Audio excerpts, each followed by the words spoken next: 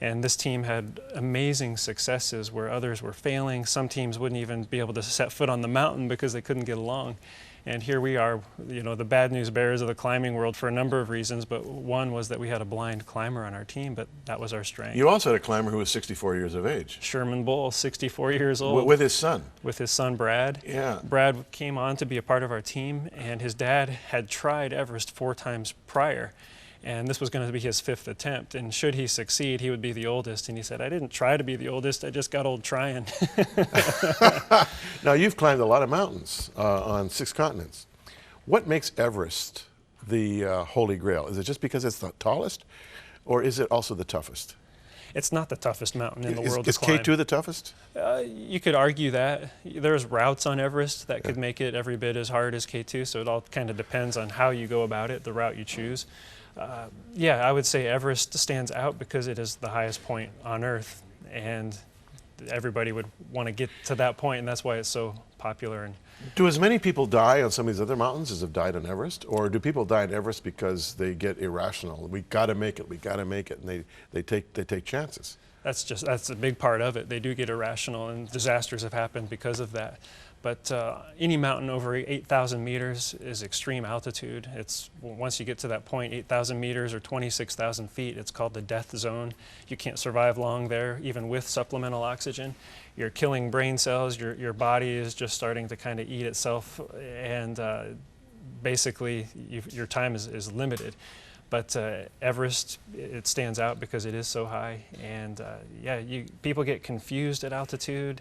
They aren't able to think clearly. The goal becomes the most important thing, and people, you know, you see the worst and you see the best in people at that time too. They lose their values, they lose their morals, and people will pass up others who are dying in their quest for the summit. Yeah, that's quite intriguing. They're so focused on getting the summit, there can be a guy that they can help who is dying, and they won't help him for the sake of getting the summit.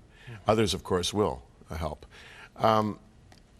What's the toughest part of Everest? I'm intrigued with the ice field, you know, and we had a brief shot there of the ladders you're going across crevasses with. I mean, you call it the Jesus ladder, and rightly so, because you're praying the whole time, right? But when you were leading Erik across, I mean, how the guy can't see, and he's walking on this shaky, swaying in the wind aluminum ladder. How did you guide him across that? Yeah, the hardest part about Everest, I would say, is that first step, and getting up the courage to just take that step. And that first step takes you into the Khumbu icefall. And going up there with Erik for the first time, we didn't know what to expect. We'd climbed with him around the world, we'd seen him do amazing things, and yet here we are going into the unknown. No one had ever done this before with a blind person, and Erik hadn't either. And so we're working out methods and techniques, and we get to this ladder and think, all right, here we go. It's that first step. And really what that said to me was that this is going to take courage. And courage is defined as facing danger with confidence and control. But that doesn't make sense to me, because that's what makes something dangerous, is you can't control it. But I see it more as courage is that which propels you in the presence of fear. And for me, I saw that ladder and it made my knees shake that first time. But then I turned my attention and my focus onto my friend who couldn't even see the ladder, and thought, well, he's got to get across this. And next thing you know, because I'm focused on him, I'm across that challenge. For him, it was just merely taking in the information, holding on to those ropes that we're holding tight for him to use, and then one step at a time. And you're giving him verbal commands? Verbal commands. And you also had a bell. That's right. We would use a bell because at altitude it's dry, it's cold, you lose your voice, you can't talk all day long, you're breathing hard.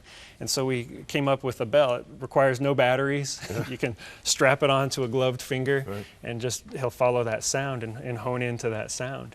And so with that and the tools and the techniques, we had come together and found he was able to make those steps and then work our way up the mountain.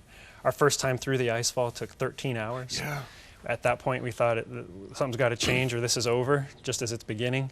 Well, by the time our 5th ascent up the mountain, which you have to do to acclimate, carry loads and everything else, we cut that time in half.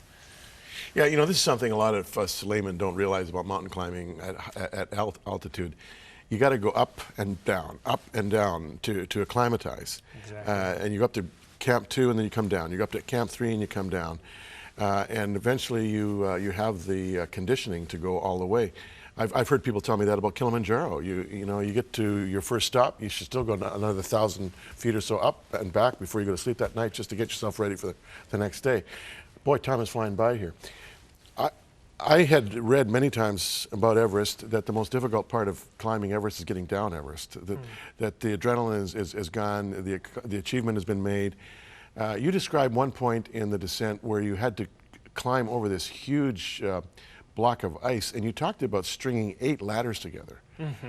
Now, does that mean that you were climbing the height of 8 ladders strapped together?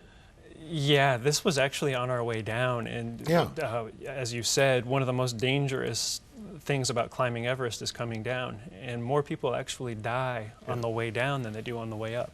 They lose focus, there's a sense of euphoria, they run out of oxygen, there's any number of reasons, they're fatigued, and so the next thing you know, they stumble, forget to clip into a rope, fall to their death, or maybe it's just exposure. They get cold, they've been out too long, and that happens. But the most dangerous thing is coming down. In that one section with 8 ladders, we were going back down through the ice fall, and we had made the summit. It was an amazing time. We get to this point in the ice fall, we're standing on top of this block of ice as big as this building, and all of a sudden, it shifts. It shifts.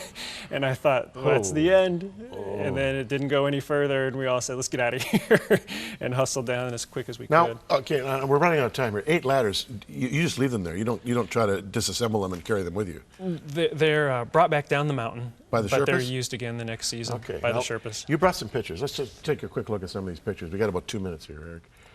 That's Everest there in the background, right? That is Ama de Blanc. That's Ama de Blanc. That is the mountain I fell from the year before Everest. This is called the Yellow Tower on Ama de Blanc, a very technical part of the climb. Imagine that at 20,000 feet going up this cliff without any vision. These are some of the Sherpas helping us up through the ice fall. Just great guys, super people, very humble, very giving, very kind. But as you can see by these prayer flags, the Buddhist faith is very big and important to them. And they would have ceremonies and things for us. These are the yaks that carry in all the equipment and food. That food is for them, not for us. Right. My friend Erik Weihenmayer on the cover of Time magazine. Consequently, I'm standing right about where his ski pole is about to poke. Yeah, you were hoping at least your shadow would get in the picture, but even the shadow didn't get it. I got cropped. This is our friend Adam Suthor. He's a quadriplegic. He was carried 30 miles into base camp to wish us well on our journey. An amazing feat by the Sherpas. Another photo on Ama de Blanc of the storm we were pinned in before I fell 150 feet. There you are with George Bush? Yep, he's the one on the left. Yeah. Just skiing where I live back home in Vail, Colorado. We've had a phenomenal year. I love to ski. I've also skied with my blind friend Erik on some of the high peaks around the world. Well, you're a man of faith, and you're very clear in your book about your faith. You don't pull any punches. You really saw yourself as relying completely on the Lord. And you had a profound sense of His presence with you and His direction. It's an inspiring story. And the book is called Friends, The Summit. It's out there in the bookstores. It's published by New Leaf Press. New Leaf Press. Eric Alexander is the author. You're going to want this.